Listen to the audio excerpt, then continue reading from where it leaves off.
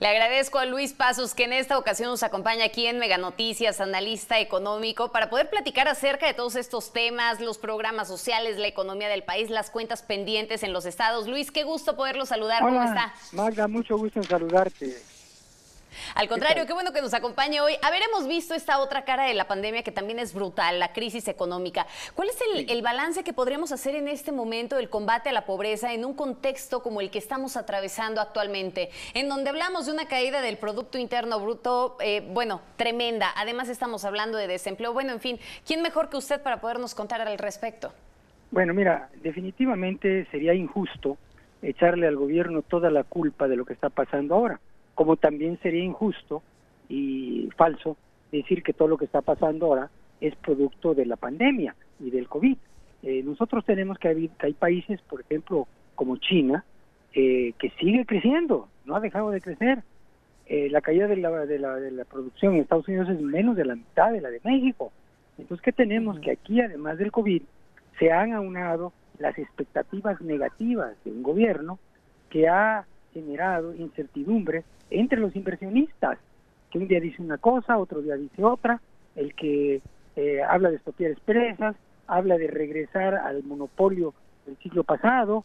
Muchas empresas, por ejemplo, descubrieron un pozo en el Golfo de México, ya se los quitó arbitrariamente. Esto manda mensajes negativos a los inversionistas extranjeros, que son de los principales creadores de empleos en México, y también a los inversionistas nacionales. Entonces, ojalá el nuevo secretario de Hacienda pues realmente le haga ver al presidente que tiene que variar de camino si quiere reducir la pobreza, porque la reducción de la pobreza se ha convertido en un discurso. Y también junto a ella es la cuestión de vamos a reducir las desigualdades. La gente pobre no quiere ser igual, quiere vivir mejor. Y con la excusa de vamos a reducir las desigualdades, vamos a ayudar a los pobres en programas sociales que hasta ahora han servido únicamente para ganar votos, Marta. Y qué importante esto que nos comenta Luis, porque de pronto también vemos que las políticas públicas y los apoyos encaminados a minorar este golpe que se ha tenido en México, y vamos a enfocarlo así, también a raíz de la pandemia, que no hay mucho que presumir porque ya veníamos de un estancamiento económico importante, pero si nos enfocamos directamente en esta parte, la propia OCDE decía que México, pues entre sus integrantes era el país que menos cantidad de recursos había aportado para poder ayudar a la gente a minorar esta crisis, este impacto económico. Sí. Mira, hay una cosa importante que tú dijiste. La caída de México no se da al llegar el COVID, se da al llegar este gobierno.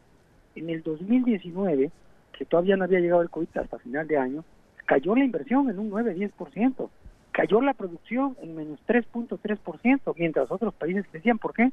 Porque todos los inversionistas vieron que había incertidumbre en el actual gobierno. Ahora, si además de esto le adelantamos la cuestión de la corrupción, que tampoco se ha, podemos decir, combatido, porque pues, son corruptos los anteriores. O sea, es cierto, los anteriores han sido corruptos, muchos de los gobernantes, pero actualmente sigue la misma corrupción. Entonces, tenemos un panorama empeorado, tenemos un panorama que haz de cuenta que te entregan un carro en mal estado y tú a los 2 años lo tienes peor, en lugar de ponerlo a manejar. Eso es lo que está pasando en este momento en México. Claro. Pero es muy fácil. Dígame una cosa, Luis. Sí. Déjeme interrumpirlo aquí y dígame una cosa, por favor, porque es bien sabido y siempre el presidente nos ha dicho que primero tienen que ser los pobres, y qué bueno que sea así, ¿no? Porque lo que se trata es de poder mejorar el estilo de vida de cada uno de los mexicanos y atender sus necesidades, pero de pronto vemos varios programas estrella, ¿no? Todos estos programas del bienestar, bueno, ahora lo vemos en la marca del bienestar en todos lados, ya próximamente hasta con una gasera.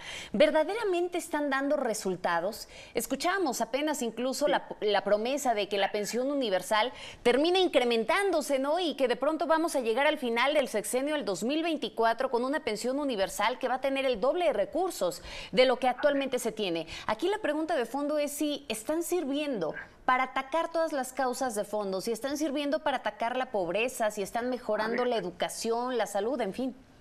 Una cosa muy clara, Magda. No hay ningún país en el mundo que haya aumentado los niveles de vida, que haya progresado regalando o repartiendo dinero entre los pobres. Y eso va aún contra su dignidad.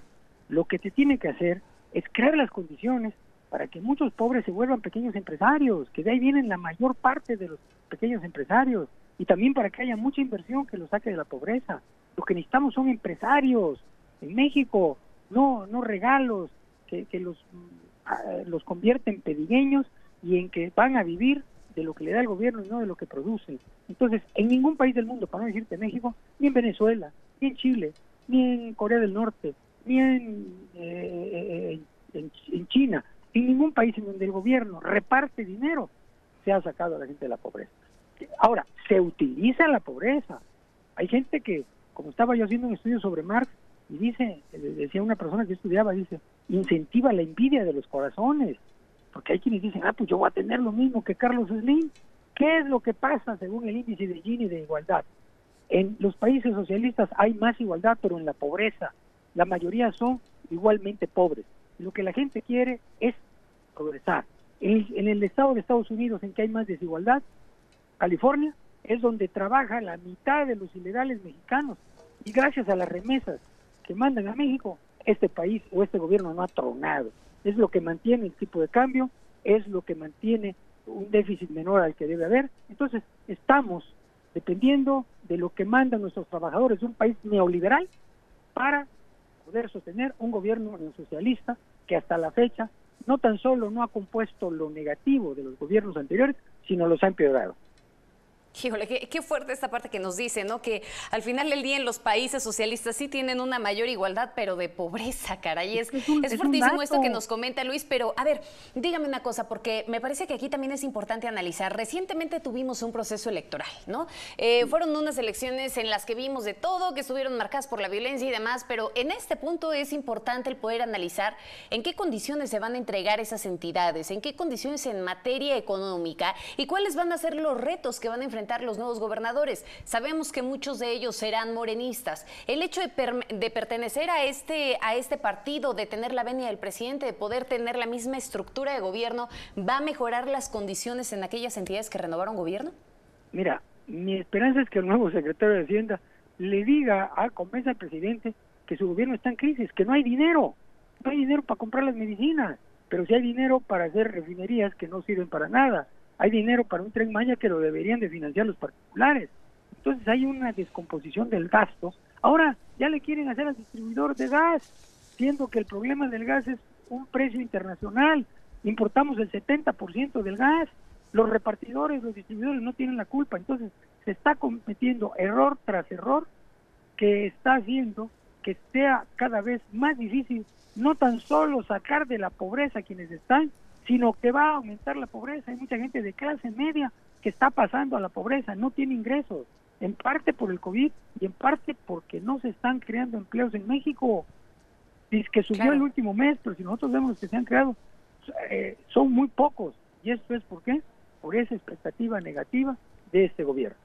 Qué bueno que menciona Ramírez de la O, porque bueno, de entrada yo creo que ya tenemos la primer sorpresa con eso de que se va a retirar el subsidio de las gasolinas y ya se estima que a partir de mañana pues los mexicanos tendrán que pagar un poquito más por las gasolinas. Pero hablando concretamente de esto, ya para que podamos concluir, Luis. No hay ningún subsidio de la gasolina, es una mentira. La gasolina la están pagando los mexicanos hasta 60% más caro que la que vende Pemex en Estados Unidos porque tiene gasolineras. Aquí lo que aumenta el precio de la gasolina es que 30 o 40% del precio de la gasolina son impuestos. No hay ningún subsidio, ni en la electricidad tampoco hay subsidio. Ahí está el detalle. Ya para mañana se espera ahí un cambio económico en el costo de las gasolinas. Es Luis, porque no hay dinero y le van a sacar más dinero a la gente.